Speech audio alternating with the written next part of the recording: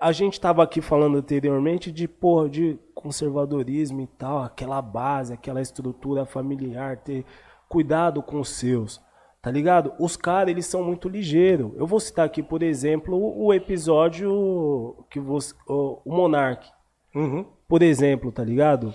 Que é um episódio que aconteceu entre você, o Monark e o Flip. Ah, tá. Que você até falou, porra, boy. Não, você falou porra, boy, não. Você falou, mano, eu tenho que ir aí debater essas ideias aí. Vocês estão falando e eu de falei, mim, tem que me chamar aí, pô. Porra, ele tem Vamos que trocar vir essa porque ideia. a impressão que eu tive ali, por exemplo, eu falei, mano, na verdade, esse monarca, ele sempre teve esse tipo de pensamento. É que nem você falou, não, os caras abandonaram os princípios deles pra se tornar isso que eles é hoje. Na minha opinião, eles sempre foram isso, tá ligado? E tipo, aí eu olho pro Paulo Cruz assim, eu falo, porra, mano, pode ser até ingenuidade minha, eu falo, porra, esse cara aí, mano, na verdade tá usando esse negrão, e esse negrão pode ajudar nós aqui desse lado aqui pra caralho.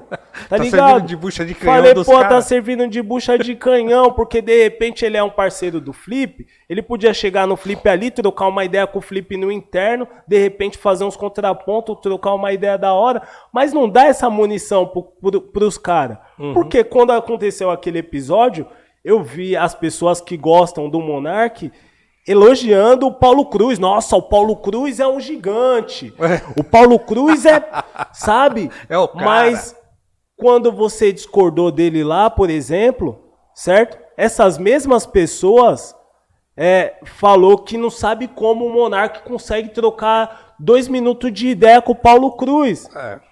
E não tem como eu falar pra você que isso daí não me ofende. Eu não consigo olhar pra você e falar assim, porra, esse negrão aí, na moral, tem que ser malhado pelos caras mesmo, tá ligado? Por que não, mano? Eu olho pra você e eu falo, porra, mano, esse cara... Que nem a gente tá aqui trocando a ideia, eu nem sei quanto tempo que a gente tá ali, eu não chamei as pessoas pra fazer pergunta e eu vou confessar pra você, eu não citei aqui, eu não fiz uma pergunta que eu formulei pra você, o papo foi fluindo até aqui. Ou seja, a gente tem muita ideia pra trocar, tá ligado? A gente tem muita ideia pra trocar. Você é um cara que vai fazer, é que nem eu falei anteriormente, é importante a gente sempre ter um contraponto. Você é muito importante pra nós.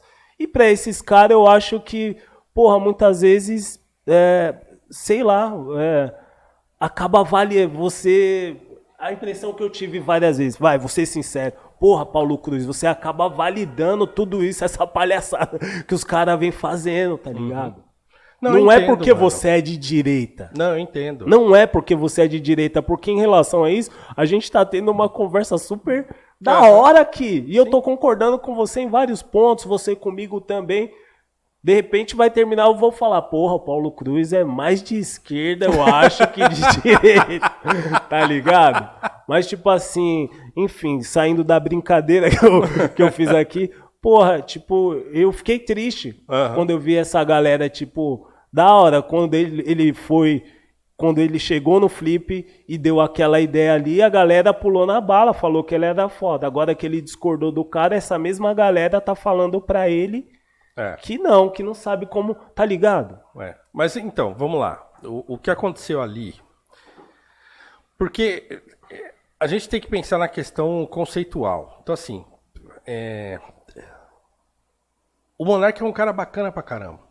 É um moleque ingênuo, de verdade, assim, conheço ele relativamente bem pra saber que ele não tá fazendo aquilo porque ele é um cara do... Ele não tem a ver com esses caras. Porra, mas na porta dos quartéis, será que não tem um monte de gente ingênua que nem o Monark? Então, veja, até pode ter. O que eu tô dizendo é o seguinte, o que aconteceu com ele, se vocês, quem tá assistindo isso aqui, quiser depois ver o último episódio que eu fui lá no Monark, até coloquei depois no meu Instagram, aquele papo em que ninguém concorda com ninguém e todo mundo sai feliz. Porque, mano, eu malhei 2 horas de programa que eu fiquei lá, eu fiquei discordando dele, falando um monte e tal. E falando pra ele, mano, você tá assim, por associação, porque assim, não dá pra gente negar que o que aconteceu com ele lá no Flow afetou ele, psicologicamente. Então ele se abalou com aquilo. E, sei lá, de repente se deixou levar. E isso tá fazendo com que ele se associe com esse pessoal aí, da porta do quartel, por exemplo, né? por desespero. Por uma questão pessoal e que ali ele encontra apoio. Exatamente. Porra, mas... Aí, eu não faria isso nunca, certo? Mas o cara fez. Né? Eu falei pra ele, ó, né, não é por aí. Agora, lá, qual que era a discussão naquela hora ali que eu discordei do Felipe e tal? É que a gente tava falando de influência. Então, por exemplo, a gente fala assim pro Monark, mano, o que você fala pode dar munição pro cara que é nazista mesmo, ouvir você falar aquele papo, falar, aí, ó, é isso, concordo e tal. Então o cara vai pular na sua bala porque vai falar, aí esse cara aí e tal, e aí você... Porque é assim que acontece, certo? Então assim, mesmo que o que ele tenha falado, né, não foi uma defesa do nazismo, mas o cara que é nazista olha aquilo e fala, esse cara tá falando um negócio que eu concordo, né? Ou esse cara tá com a gente, tal. Então, o papo ali era a influência. O quanto que o que ele fala, ou falou, ou continua falando, pode influenciar gente ruim mesmo. Gente má, gente que vai fazer besteira na rua aí, entendeu? Então, a ideia... Aí, por que eu joguei o papo, por exemplo, do Djonga? A conversa foi nesse sentido. Sim, aí eu falei, mano, então assim... Falou, não, se a gente tá racista... se a gente tá falando de influência... Então, a mesma influência que tem uma fala do Monark aí, nesses caras malucos que estão por aí, pode ter a fala do Djonga quando ele fala fogo no racista, e um cara doido aí na rua fala assim, é isso mesmo, fogo no racista, e tacar fogo nas pessoas. Então, é uma questão de influência. E ainda que eu ache que um racista tem que pegar fogo mesmo. O problema é... Bom, como é que a gente diferencia uma pessoa que é racista mesmo e uma pessoa que não é, nessa confusão que a gente está vivendo hoje? Então a gente corre, e aí eu estou falando aqui de novo como um conservador, a gente corre o risco de adotar um discurso que pode desembocar numa prática que pode ferir uma pessoa sem a gente ter certeza se ela merecia aquela punição ou não. Então a minha ideia ali era colocar as duas perspectivas e falar, olha, tanto uma quanto a outra pode influenciar. Então a gente precisa, na verdade, tentar encontrar um discurso que não nos jogue... um bagulho que o Martin Luther King falava. Então, a gente precisa lutar, a gente precisa ser resistente, precisa ir para cima desses caras e tal, mas a gente tem que tomar cuidado para não sujar nossa mão de sangue. É um papo do Luther King que eu falo, legal, beleza, eu acho que é isso aí mesmo. Então eu prefiro sofrer injustiça do que causar injustiça. Então, essa foi a ideia que eu soltei lá. E não é porque, eu condeno o que o Djonga fala. Só estou dizendo que, no nível da influência, o discurso ele influencia mesmo. E rede social a gente não controla. E esse papo de rede social extravasa para a vida real das pessoas. Tanto é que essas pessoas que estão na porta dos quartéis, elas saíram das redes sociais e foram para lá. Né? E aí o Felipe falou assim, não porque... Essa influência, o Djonga, o que ele fala, não vai influenciar uma pessoa a atacar fogo numa pessoa na rua. Mas o que o Monark fala pode influenciar um nazista a sair defendendo o nazismo na rua. Você tentou nivelar a parada ali. Eu tentei, porque assim, cara, eu faço isso o tempo todo com os meus alunos na escola. Eu sou um professor de filosofia. Então eu preciso fazer com que as pessoas pensem nas consequências do que elas estão falando e daquilo que elas pensam. Então eu sempre falo para os meus alunos assim, olha... A gente vai, e eu sou doido por discussão em sala de aula, eu adoro essas paradas. Né? E com adolescente é mal barato. Tanto é que eu nunca quis dar aula em faculdade e tal, né? Porque eu acho que essa molecada que é legal de conversar. Então eu gero vários debates na sala e tal, e eu sempre falo para eles, a gente tem que pensar o seguinte, a gente está andando sempre na beirada de um precipício. Se a gente marcar a touca, der um passo além, a gente cai. Então vamos devagar. Então eu sempre estou fazendo eles ponderarem aquilo que eles estão pensando, para ver se o resultado daquilo que eles estão pensando vai ser uma coisa esperada por eles ou não. Então foi essa a ideia que eu joguei ali. A ideia não era encurralar o Felipe e tal, né? É que a ideia do Djonga em si, eu acho que ele é direto e reto, mano. Quando a gente olha para aquelas células nazistas que estão se formando no sul do país, sim, e em vários cantos do país... que ele fala fogo nos racistas, eu concordo plenamente. Eu também. Eu nem sei o que pode acontecer, se pode trazer, mas Só pra eu deixar claro. Eu acho que ele é direto. Não, quando E a eu gente concordo encontra...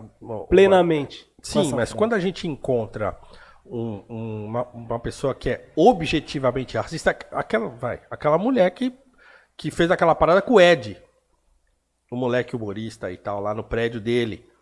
Você ficou sabendo, né? Sim, Então, claro, eu vi. ali a gente tá de frente com uma pessoa que é racista. Ou aquele cara que atacou o entregador no condomínio, o moleque chega lá pra entregar, o cara fica, você é preto, você nunca vai morar aqui, e não sei o quê. Ali nós estamos de frente com o racista. Mas, como a gente hoje no Brasil, o debate sobre racismo, não só no Brasil, mas fora do Brasil também, ele se alargou. Então a gente hoje acredita, por exemplo, que as pessoas podem ser racistas sem elas perceberem. Porque existe um racismo que é estrutural, por exemplo, e que não está só na pessoa, está nas estruturas sociais.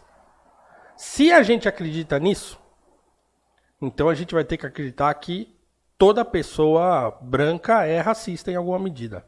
Por quê? Porque ela é privilegiada pelas estruturas que são racistas. Essa é a tese, mano. Eu tô falando aqui. A tese é essa. tese. Então, isso que fez, por exemplo, aquela chefe de cozinha, a Paola Carrossela, escrever no Twitter dela: eu sou racista. E todo mundo de lá, oh, nossa, que consciente que você é e tal, e não sei o quê. Achei aquilo ridículo. Mas ela falou. Ela falou por quê? Porque a tese é essa. É assim, olha, o racismo não é só um processo individual. O que o Silvio Almeida fala no livro dele? Então tem 3 estágios do racismo. O individual, o institucional e o estrutural. Uhum. Então o estrutural, ele está para além da ação individual. Uhum. Eu discordo disso, tá? Mas eu tô dizendo que é a tese, porque eu li o livro e estudei o livro e tal. A tese é essa. Então, assim, existe um racismo no Brasil que se processa independente da vontade das pessoas. Bom, aí eu acho que a coisa começa a complicar, porque assim, tá bom, então, qual é o racista que merece fogo? É esse que é objetivamente racista, e que fala e que xinga o negro e tal, e joga uma banana no campo, não sei o que, sei lá o quê?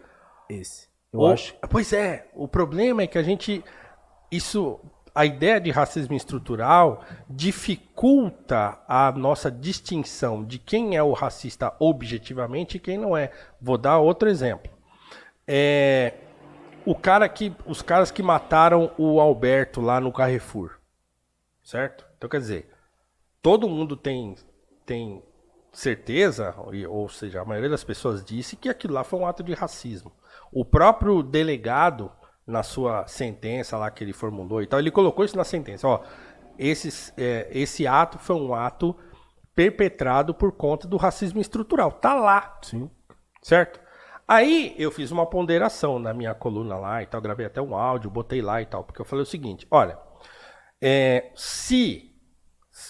se a gente acredita na tese de um racismo estrutural, tá bom, beleza. Então é isso, foi um ato de racismo, ainda que os caras não tenham dito isso. Eles agiram daquela forma porque o cara era preto e eles achavam que o cara era inferior e mataram o cara. Uhum. Se a gente não acredita nessa tese, aí não é tão simples assim fazer essa distinção. Então, pode ter sido um caso de racismo? Pode, claro que pode. Mas é objetivo que foi? Não, não é. É uma interpretação que a gente faz pela história. Eu olho o histórico, olho a sociedade, olho aquela cena, aí falo, pô, esses caras só bateram nesse cara desse jeito, até ele morrer, porque ele era preto. Se ele fosse loiro de olho azul, os caras não tinham feito isso. Não teria. Certo? Mas eu posso chamar isso de racismo estrutural, mas eu posso dar outro nome que eu posso propor, que não é exatamente um racismo estrutural. Esse problema de distinguir quem é o racista objetivamente ou não, que torna a frase do Djonga perigosa, digamos assim. E eu não estou dizendo que eu discordo dela, entendeu? Eu quero deixar bem claro isso aqui. Porque eu sempre quis resolver os casos de racismo que eu sofri na porrada. Entendeu? De falar pro cara... E assim, alguns deles eu sofri no trabalho, por exemplo, de falar pro cara assim, ó, pra eu não arrebentar com a sua cara aqui e nós dois ser mandando embora, então você nunca mais olha na minha cara. E eu ficar um ano sem olhar na cara do desgraçado até ele vir chorando me pedir perdão. Então, eu sempre achei que assim, que eu não sou aquele cara que acho que se eu sofrer um caso de racismo na rua, eu tenho que ir na delegacia. Eu também acho. Mano, não sou assim, essa é o pessoa. seguinte. É o seguinte. Meu carro vai dar Não PT. vai- é isso, não vai dar nem Eu vou jogar tempo. o que eu tiver perto, enfim. Eu acho. É isso. Eu acho que o Djonga, ele é direto e reto quando ele fala fogo nos racistas. Eu consigo identificar e eu sei de quem eles estão falando. É justamente desses sei, caras mas- que pá. Tudo Não, bem, tô mas tem usando gente só que não sabe, um né? exemplo, é. Aí o Monark, né, nesse universo dele de tipo, porra, tô aqui desesperadão. E tem essa galera que acaba acolhendo ele. E eu acho que esses caras conseguem ganhar muito campo através desse discurso. Eu acho também. Por isso que eu acho que ele é muito mais irresponsável, que ele sim é um irresponsável, tá ligado? E consigo defender a frase do Djonga, mas não consigo defender o Monark, porque, tipo assim, pra mim é um ser humano indecifrável, tá ligado? É que nem você falou aqui, você falou, porra, teve caras que abandonou os seus princípios pra se tornar aquilo ali. Eu falei pra você o quê? Eu falei, não, eu acho que elas sempre foram aquilo ali. Elas nunca tiveram esses princípios aqui. Tá ligado? E tipo, eu não tô falando que é o caso do Monark em específico. Mas tipo assim, aí essas pessoas que não podem sair por aí, né? Por mais que sejam racistas, porque eles só funcionam quando eles estão no bonde, no bolo deles, ou na deep web, ou no submundo do bagulho, tá ligado?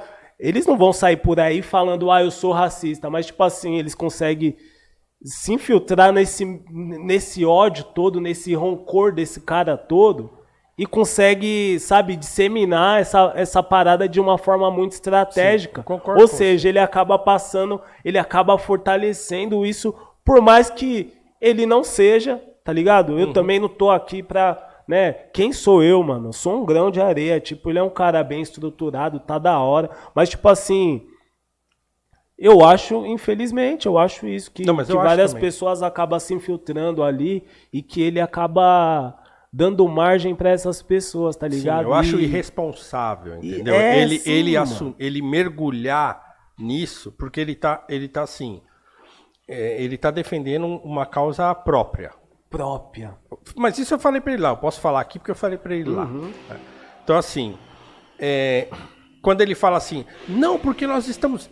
É o discurso bolsonarista. Não, porque nós estamos vivendo uma ditadura, porque o Alexandre de Moraes, sei o quê. Eu falei pra ele, Monark, entra, vai na feira e pergunta pra aquela mulher que tá comprando laranja lá, banana, maçã e tal, se ela tá sofrendo censura.